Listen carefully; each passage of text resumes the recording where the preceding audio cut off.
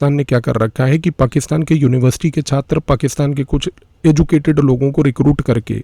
उनको सिर्फ 2 कामों के लिए रखा है। उनको ये काम के लिए रखा है, नंबर 1 कि देखें पूरे सोशल मीडिया पे बैठ के पूरा दिन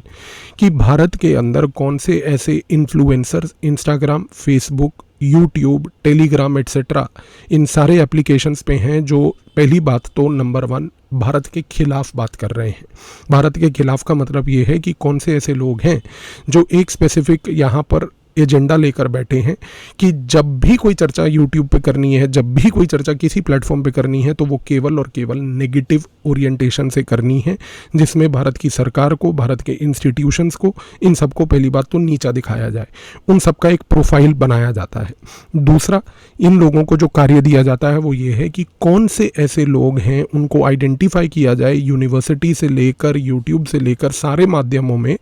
जो इस समय पीस एक्टिविज्म की बात कर रहे हैं। यानी कि इस पूरे माहौल में भी जो हमेशा इस चीज़ का एजेंडा चला के बैठे रहते हैं कि भारत और पाकिस्तान के बीच में हमेशा जो है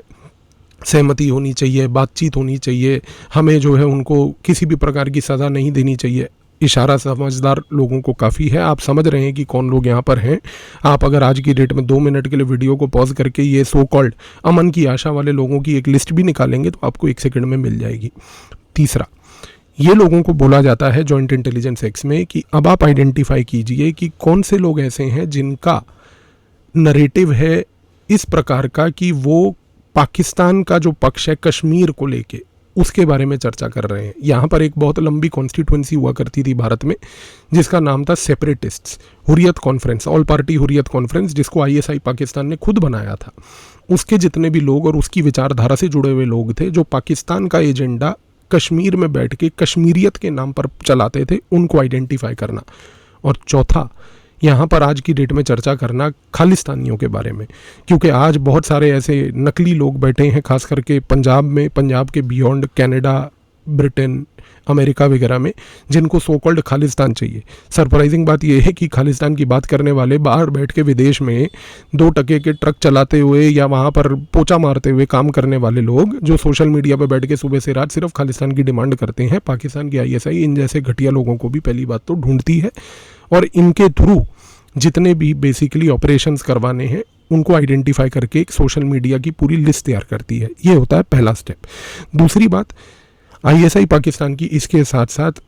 इन लोगों को जब देखती है, इन लोगों से संपर्क साधती है, इन लोगों के साथ संपर्क साधने के लिए वो बहुत ही अलग अलग प्रकार के तरीके अपनाती है, हथकंडे अपनाती है। जैसे कि जब आपने इन प्रकार के लोगों की लिस्ट आइडेंटिफाई कर ली तो ISI की पाकिस्तान इन लोगों को रीच आउट करती है एज डिप्लोमैट्स कि हम जो हैं दूसरे देश के डिप्लोमैट हैं, हमने आपके पक्ष को सुना, आपके पक्ष को सुनने के बाद आपके पक्ष से हम बड़े सहमत हैं, तो उस सहमति के तहत हम आपसे इंगेज करना चाहते हैं। तो पहली बात ये एक डिप्लोमेटिक कवर लेते हैं। दूसरी बात, कई बार ये लोग क्या करते हैं, ISI के अधिकारी ये जर्नलिस्ट का कवर लेते हैं कि हम दूसरे देश के जर्नलिस्ट हैं, हमने आपकी बात सुनी, आपकी बात से हम सहमत हैं, भारत में जो हो रहा है वो होने की वजह जो है वो भारत की सरकार ही है और हम आपको बेसिकली इस कॉन्टेक्स्ट में एक प्लेटफॉर्म देना चाहते हैं। तीसरा, इसके साथ साथ ये लोग अपने आप को स्कॉलर्स के तहत रीच आउट करते हैं कि हम किसी बड़े यूनिवर्सिटी में जुड़े हुए हैं, एक फेक सी यूनिवर्सिटी का प्रोफाइल बनाकर उस यूनिवर्सिटी के तहत एक प्रोफेसरशिप बनाकर अपना पूरा एक 2 पेज का CV बनाकर लोगों को भेजते हैं कि देखिए हम आपसे जुड़ना चाहते हैं, बात करना चाहते हैं, एट्सेट्रा। तो पहली बात तो एक इनके पास इस प्रकार के कवर्स होते हैं। दूसरा, ISI ने खुद अपने पाकिस्तान से लेकर, दुबई से लेकर, यूनाइटेड अरब एमिरेट्स, कतर ऐसे देशों में जर्नलिस्ट और एकेडमिक लोगों को पाल के भी रखा हुआ है। उन लोगों को पालने के बाद इन लोगों के थ्रू भी वो लोग इन लोगों को भारत में पहली बात तो रीच आउट करते हैं। अब जब ये रीच आउट कर रहे होते हैं, इंटरेक्शंस चल रही होती हैं, इस दौरान ISI पाकिस्तान की उन इंटरेक्शंस को बहुत केयरफुली एनालाइज करते हुए ये देखती है कि ये जो भारत के लोग जिनको एसेट बनाकर नर्चर किया जा सकता है, उनके अंदर की इमोशनल वल्नरेबिलिटी क्या है। उनकी इमोशनल वल्नरेबिलिटी, चाहे वो लोनलीनेस हो, चाहे वो उनकी कोई इकोनॉमिक हार्डशिप हो, चाहे वो कोई पैसे की कमी हो, चाहे वो कोई भी चीज़ हो, हर बंदे की जो इकोनॉमिक वल्नरेबिलिटी होती है, एक इमोशनल वल्नरेबिलिटी होती है, उसका एक प्रोफाइल तैयार किया जाता है। अब यहाँ पर ये प्रोफाइल तैयार करना आज की डेट में इन्फ्लुएंसर्स के केस में तो और भी आसान है, क्योंकि जितने भी लोग ज़्यादातर आपने देखा है कि यूट्यूब पे बैठते हैं, आपने एक चीज़ ऑब्जर्व करी होगी कि हर यूट्यूब पे बैठा हुआ व्यक्ति आज की डेट में, माफ़ कीजिएगा इस शब्द का प्रयोग मैं जो करने जा रहा हूँ, बट भीख मांगता है लोगों से कि हमारा वीडियो अंत तक ज़रूर देखिएगा, लाइक कीजिएगा, चैनल को सब्सक्राइब कीजिएगा। आपका भाई कभी ये काम नहीं करता है, क्योंकि ठीक है, कंटेंट जिसको देखना है देखे, नहीं देखना भाड़ में जाए। हम आपके लिए यहाँ पर भीख मांगने नहीं आए, आपको एजुकेट करने आए हैं। लेकिन यहाँ पर ये एक इमोशनल वल्नरेबिलिटी है, इस चीज़ को समझने की कोशिश कीजिए, क्योंकि जब आप इस प्रकार की गतिविधि करते हैं और जब आप इस प्रकार के व्यक्ति भी होते हैं कि आपको नर्चर किया जा सकता है, तो ये आपके एक इमोशनल डायफ्राम में एक ऐसा पॉइंट है कि आपको बेसिकली सोशल वैलिडेशन की आवश्यकता है। इन्फ्लुएंसर्स के केस में ये चीज़ आज की डेट में बहुत वर्क करती है, क्योंकि यहाँ पर जब ये यूट्यूबर्स हो गए, ब्लॉगर्स हो गए, ये जितने भी सो कॉल्ड एक्टिविस्ट्स हो गए, इन लोगों की इमोशनल वल्नरेबिलिटी को आइडेंटिफाई करके वहाँ पर आईएसआई ग्रेजुअली इसके ऊपर वर्क करना चालू करती है। इसके साथ साथ आईएसआई आपके पूरे सोशल मीडिया पे, ट्विटर पे जिसको आज एक्स कहते हैं, यूट्यूब पे, इंस्टाग्राम पे, फेसबुक पे, रेडिट पे, आप कहाँ कहाँ क्या क्या लिख रहे हैं, उन चीज़ों को बेसिकली एनालाइज करने के बाद जब आपको बेसिकली समझ आ जाता है आईएसआई को कि ये व्यक्ति काम का है, तो फिर आता है इनका नेक्स्ट स्टेप, जो कि बड़ा महत्वपूर्ण है। इस नेक्स्ट स्टेप में क्या करती है आईएसआई की, पहली बात, इन लोगों को डायरेक्टली पाकिस्तान नहीं बुलाती। इस चीज़ को समझिए, क्योंकि जब आपको रिक्रूट करना है तो ये आपको बुलाएंगे नेपाल, ये आपको बोलेंगे कि आप नेपाल आइए, नेपाल में हमसे एक एकेडमिक सभा में मिलिए, एक पीस कॉन्फ्रेंस में मिलिए, एक साइंस के रिलेटेड कॉन्फ्रेंस में मिलिए, एक कल्चर के कॉन्फ्रेंस में मिलिए। ये अगर आपको नेपाल में नहीं बुलाएंगे तो ये आपको बुलाएंगे दुबई, ये आपको श्रीलंका बुलाएंगे, ये जानबूझ के आपको पहले एक ऐसे देश में बुलाएंगे जहाँ पर आपको किसी भी प्रकार का सस्पेशन ना हो कि आप किसी तरीके से रिक्रूट हो रहे हैं। तो आपको 3 4 5 बार जब इन जगहों पर बुलाएंगे, इन डिफरेंट जगहों पर डिफरेंट कॉन्फ्रेंसेस के तहत, डिफरेंट लेयर्स के तहत यूज़ करके जब आपको बेसिकली नर्चर करके समझेंगे, उसके बाद इन कॉन्फ्रेंसेस में कुछ लोगों का प्रयोग करके, जैसे कि मान लीजिए आपको 3 बार दुबई बुला लिया, 3 बार दुबई बुलाकर वहाँ पर एक कल्चरल कॉन्फ्रेंस में आपका पार्टिसिपेशन करा दिया, उसके बाद उस दुबई के पर्टिकुलर इंस्टीट्यूशन में किसी को बोलेंगे कि अब आप क्यों नहीं कि एक कल्चरल कॉन्फ्रेंस के लिए पाकिस्तान चले जाएं। तो जब आप इस प्रकार से जुड़ना शुरू कर देते हैं और इन लोगों के साथ अटैच हो जाते हैं, तो then you don't mind going to Pakistan.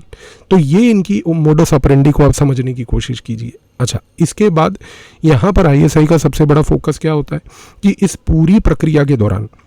जब ये आपको रीच आउट करते हैं, बुलाते हैं, बातचीत करते हैं, इनका ऑब्जेक्टिव होता है कि ये आपके पास बात हमेशा 2 चीज़ों पे करें। सबसे पहले विचारधारा पे बात करें। विचारधारा यानी कि ये हमेशा ये बात बोलेंगे कि देखिए,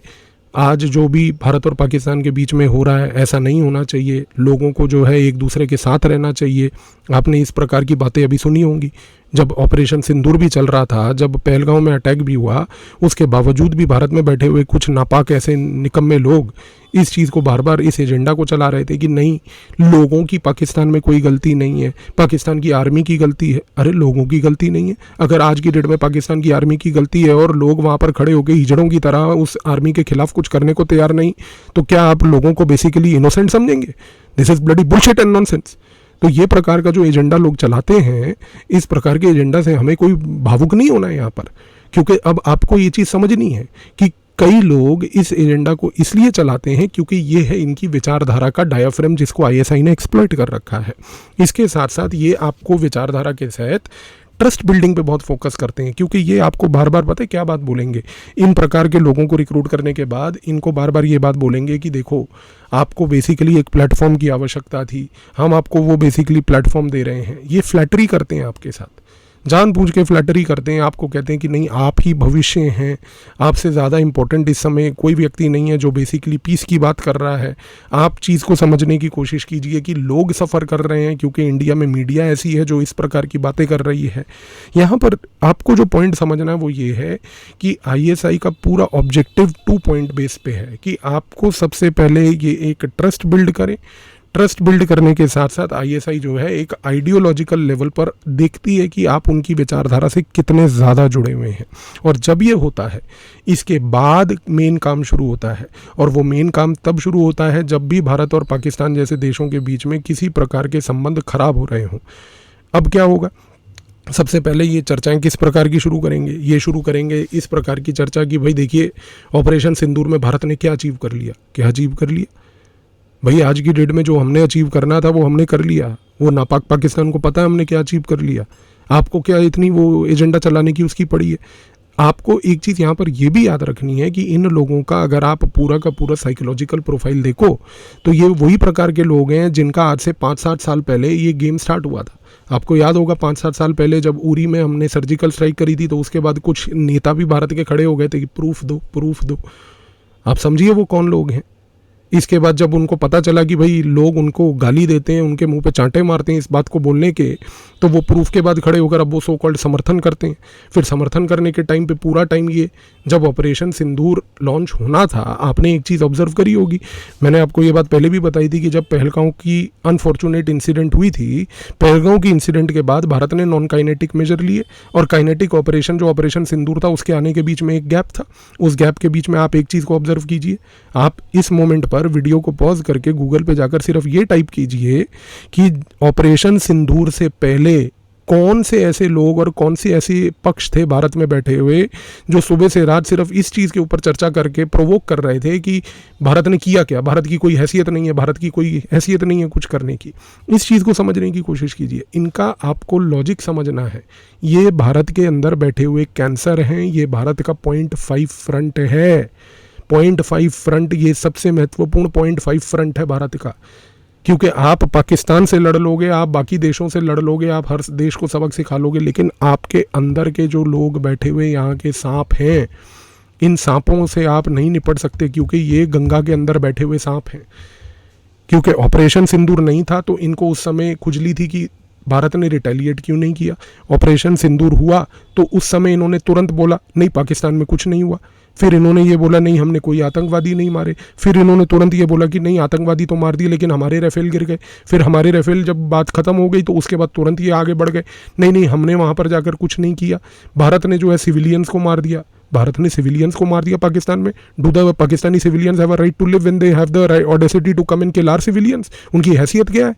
जीने की? कौन जीने की उनको अनुमति देता है आज की डेट में? तो आपको पाकिस्तान के सिविलियन के मरने पे इतना दुख क्यों है? क्यों आपको भारत का कोई नागरिक जब मरता है तब आपको दुख क्यों नहीं होता? तब आप बैठ के यूट्यूब पे इतना वो अपना रोना क्यों नहीं लगाते? तो इस चीज़ को समझने की कोशिश कीजिए कि ये जो ISI की पूरी प्रक्रिया है जिसके तहत उन्होंने भारत के अंदर, जैसा मैंने आपको स्टार्टिंग ऑफ द वीडियो में भी बोला कि परसेप्शन मैनेजमेंट और इंफॉर्मेशन वॉर में ISI आज की डेट में हमें खोखला करने में एक कदम आगे है। इस बात से हमें एक्सेप्ट करके ही गेम आगे बढ़ना पड़ेगा, क्योंकि यदि हम ये एक्सेप्ट नहीं करेंगे तो हम काउंटर मेजर नहीं ला सकते। आपके लिए एक सेपरेट वीडियो बनाऊंगा कि भारत के लिए काउंटर मेजर इस इंफॉर्मेशन वॉर के लिए हमें करना क्या है, लेकिन आप इस पहले प्रॉब्लम को समझिए। क्योंकि यहाँ पर ये जो नापाक लोग बैठे हैं इन्फ्लुएंसर्स के नाम पर, आज की डेट में ये सो कॉल्ड बैठे हैं यहाँ पर अपने आप को पीस एक्टिविस्ट, स्कॉलर्स, जो लिखते हैं सुबह से रात, बोलते हैं सुबह से रात, सिर्फ और सिर्फ एंटी इंडिया एजेंडा, सिर्फ और सिर्फ वो एजेंडा जिसके तहत इनको क्वेश्चन करना होता है आज की डेट में आर्म्ड फोर्सेस का मोरल, और आर्म्ड फोर्सेस के मोरल को काउंटर करने के लिए इनको अपना एजेंडा चलाना होता है। तो यहाँ पर आज की डेट में वो चाहे ज्योति मल्होत्रा हो, वो चाहे वो यात्री डॉक्टर हो, वो चाहे कोई भी व्यक्ति हो, ये सारे के सारे लोगों का जो पूरी की पूरी गतिविधियाँ हैं आपको समझने की आवश्यकता है कि इसी लाइन ऑफ थॉट पर ये लोग सब चलते हैं। तो जिस दिन आप इस लाइन ऑफ थॉट को समझेंगे, जिस दिन आप आइडेंटिफाई करेंगे कि भाई ये आफ्टर ऑल लोग भारत के अंदर बैठे हुए हैं कौन, उसके बाद ही इनका बहिष्कार होगा, और बहिष्कार होने के बाद ही अगला कदम आगे बढ़ा जा सकता है। सो आई बिलीव कि इस वीडियो के बाद आपको अब इस चीज़ की क्लैरिटी हो गई कि भारत के अंदर बैठा हुआ ये सो कॉल्ड 0.5 फ्रंट कितना बड़ा हार्मफुल फ्रंट है, और इसने जो गतिविधियां अभी हाल ही में करी, किस प्रकार से वो गतिविधियां करी। धन्यवाद।